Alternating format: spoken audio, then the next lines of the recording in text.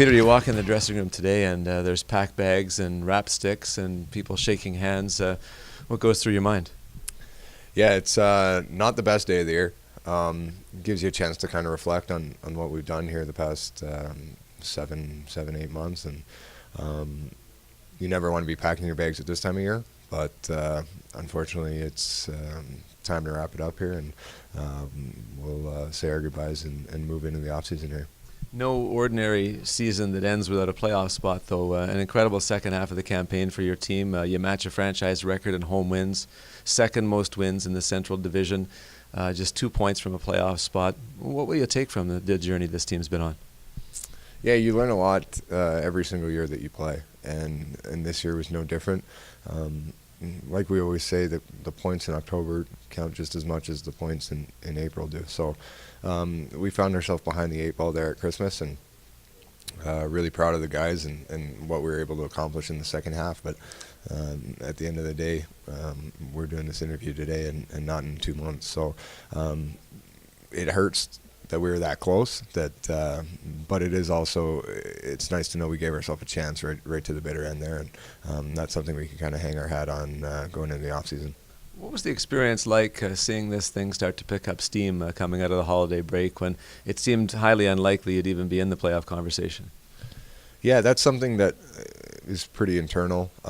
You don't really think about it at the time, and all of a sudden you're a month into a winning streak, and those things kind of come upon you and are really brought up more by the media than they are in the room. And it is cliche, but we really just took it one step at a time, and that was really all we could do from the place that we were in, and we just tried to go out there and win every single night. And fortunately for us, in the second half we were able to do that on a lot of evenings. So the fact that we kind of put ourselves in a tough spot there at the start of the year obviously came back to bite us, but you could see we competed with the best of them out there. Every team in our division we beat, and I think every team out of our division we beat as well at one point or another. So we know we can play with anyone, and we just have to realize how important it is to get those points early in the season. What was that like entering this last weekend, given everything that you'd done to turn things around and know that you had a chance at the playoffs with 3 games on the road and 2 very tough buildings? Really an unusual experience and opportunity, I would think. Yeah, and actually going into the weekend, we had no doubt in our minds that we were going to get all 3 wins. That was how we approached it, and that was honestly how we felt. And after the game on Saturday night there, we felt like we were the better team on the ice, and it really came down to a few bounces here and there, and we thought we were the better team that night, and that's just the way the game of hockey is sometimes, and that's what makes it great, and that's what makes it awful as well. So it was a tough one to swallow, obviously, but we felt like we left it all out there, which is the biggest thing, and will help us sleep at night here heading into the off season. An interesting year for you on a personal level when we start most significantly with being named the captain of the Manitoba Moose. Huge responsibility, a new responsibility for you at this level, and one I'm sure takes time to get comfortable with. How would you describe what you went through this year and growing into the role? Yeah, like I said, you learn a lot about yourself every single year, pro. Different adversity, different challenges that you have, and this year that was something that I was tasked with, and something that I was happy to deal with. And were there bumps along the way? Did I make mistakes? Of course, but I was really happy to be in that position. I think a lot of the older guys in the room helped me out in that spot as well, and like, you know, hockey's a team game. It takes more than one person to make the whole thing tick. So give a lot of credit to all the guys in the room. It really was a team effort, and you can see down the stretch there how it was never one guy that we really relied on any given night. It was really a collection, and on any given night it was a different player that needed to step up and do something. And whether that was seen on a score sheet or whether that was heard or felt in the room by players in there that you guys might not see, it really was a combination and collection of everyone coming together. I wanted to ask you, just to close out my questions, what it's like to grow up in Winnipeg and become a professional athlete in your hometown, and then advance into a role where you're known for your community service and giving back. Is that extra special for you, being from here and sort of maturing into that responsibility?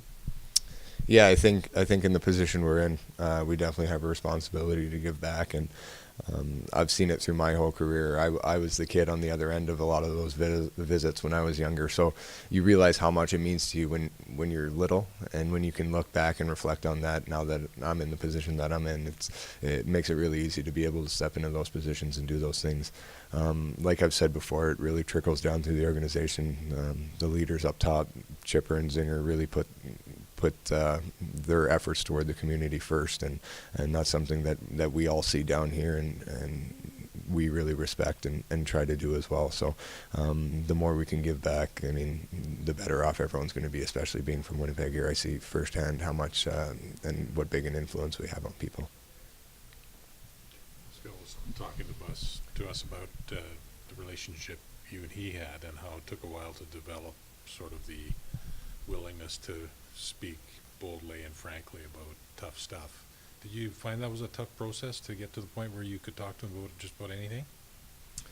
I guess like anything, regardless of the position that you're in, you have to build a relationship with people, and there's a certain element of trust that you need between both of you in order for things to work. And like any relationship, it takes time and it takes continual effort from both sides to be able to establish that trust. And I mean, give Pazzi all the credit. He helped me along the way here, and we did have to have a lot of tough conversations along the way. And obviously, I understand that comes with the job here, but I'm happy to do it, and I like being in that position as well. So that's something that I think I thrive on, and think I excel at as well. And obviously, the later we got here in the year, and the stronger our relationship got, the easier it was for us to communicate the message that we needed to communicate to the rest of the squad. Sounds like you have the job next year too. I'd love it if it's there, you know. Yeah, that's, I mean, one thing you can never take for granted in this game. You never know when you're going to have a job. So, I mean, I'm happy to do it, and I obviously love being the captain here.